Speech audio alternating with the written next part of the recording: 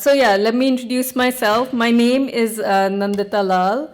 I wasn't a politician. I wasn't affiliated with any of the parties last year, but I ran a people-powered campaign in just 5 weeks, just out of a grassroots group in Haringey, Tottenham, that was sick of David Lammy, who wanted to show David Lammy the sort of anti-imperial spirit of Tottenham.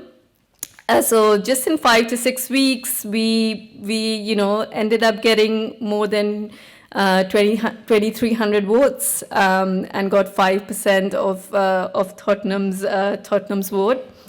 And it was really heartening. I mean, we weren't even expecting to get 500, but we were out on the streets talking about anti-imperialism. We were talking about how Gaza relates to austerity, about all these things, and people were so perceptive. Just on Tottenham High Street, they hadn't seen David Lammy in decades. So anyone who was there to just talk to them, they were impressed by that. Broadwater Farms, where actually the Tottenham riots started, when we were campaigning there, some of the people said they'd never ever seen any politician there. I was like, oh, but I'm not a politician, this is just a protest vote. But they were like, yeah, anyway, it's the first time we're getting anyone to knock on our doors.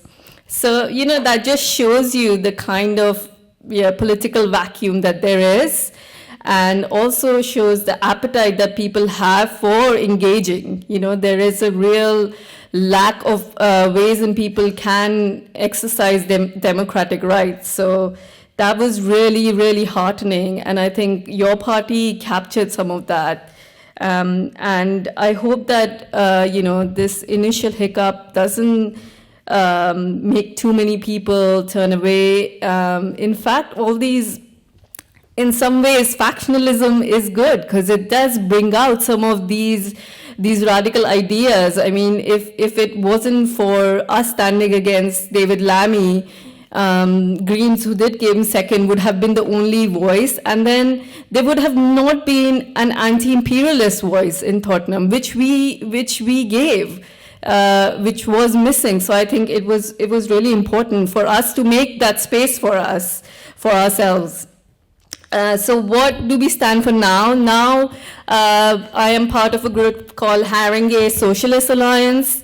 We were few community groups that came together when there was an absence of your party. We want to be subsumed into your party eventually. But we didn't know whether it'll be ready in time for the May 2026 elections. So we are going to put up a fight against all the Labour councillors in Tottenham, all the councillors who have passed austerity in Tottenham, and hopefully replace some of them. So even right now, we're really grassroots powered. We have, lots of community groups that are affiliated. We are building this movement. We've done one assembly, which was not a your party assembly, but our own sort of community-run assembly. We're doing another one. So we're doing all this work in the background, and I think lots of community groups are doing this work in the background, and they should not be drowned out by, some of the infighting that is happening, because this very important work is happening. And for me, it was just as a person from India, who can speak for the Global South perspective, who works in anti-imperialism, who writes about militarization. I think it was so important to have this perspective there as well, to have myself represented, that I am here because the British were there for 400 years, and I deserve to be here. And not only deserve, it is the only, there is such a lineage and a sort of a heritage, a belonging that I have to be part of to show my children that they can belong here. And that is also something I want to create for them.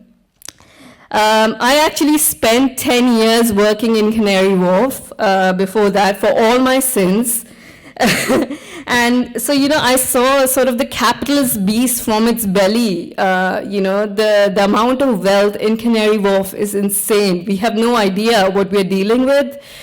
We have no idea of, the sins of the oil and gas companies, of the mining companies who are all associated with the London financial sector. How Cecil Rhodes from Bishop Stopford was connected to De Beers, who was connected to the settlers in South Africa. How Britain's tentacles were everywhere in the world. And why are people here? It's because Britain was there. So, to make some of the space for this kind of voice, and to also say that this is the same voice which is also saying austerity is absolutely the same, has the same linkage to militarization. Where is all this money coming from that Starmer is giving to Palantir, to BAE Systems, to OpenAI at the drop of a hat? It's all coming from, from our money, from, the taxpayer money, from what what do they call it? The tree, the money tree. It's always there for the arms companies and not there for the people. So I really hope that your party continues to keep building this working class solidarity, and also to build an internationalist solidarity.